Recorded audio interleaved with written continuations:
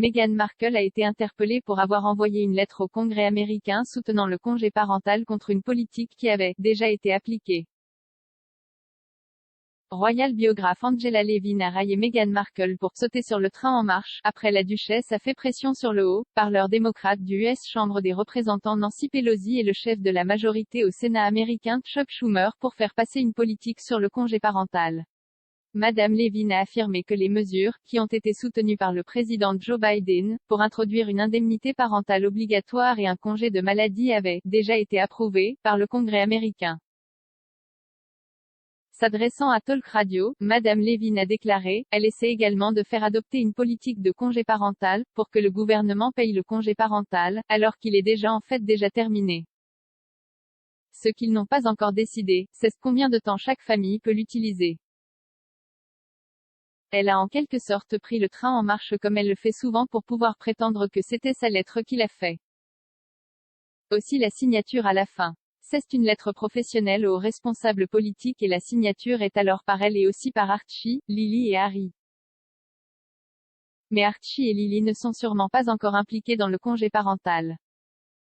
Madame Levin a ajouté, je pense que c'est encore un autre choc pour Meghan qui a fait beaucoup de publicité, ce qui est évidemment l'un de ses objectifs.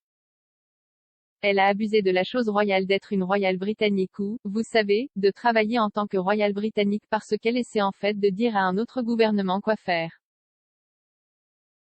Le titre sur le papier est le bureau du duc et de la duchesse de Sussex oui, ce qui est définitivement un abus.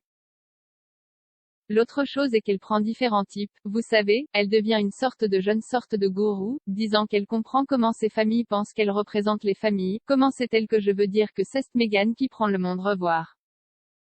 Meghan a écrit, Jay grandit dans le bar à salade à $4,99 de Sizzler, cela coûtait peut-être moins cher à l'époque, pour être honnête, je ne me souviens pas, mais ce dont je me souviens, c'est le sentiment, je savais à quel point les parents ont travaillé pour se le permettre parce que même à $5, manger au restaurant était quelque chose de spécial, et je me sentais chanceux.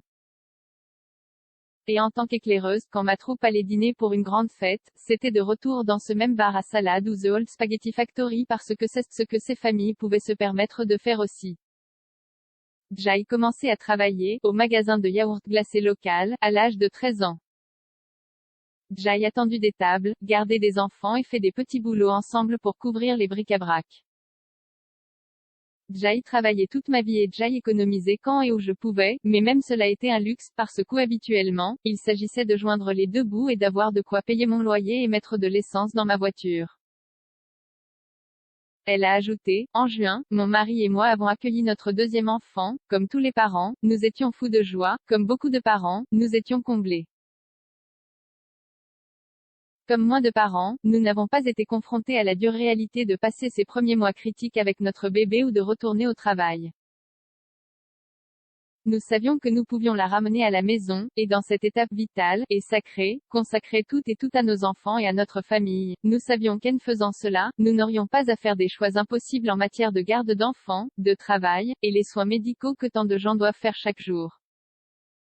Aucune famille ne devrait être confrontée à ces décisions. Aucune famille ne devrait avoir à choisir entre gagner sa vie et avoir la liberté de prendre soin de son enfant.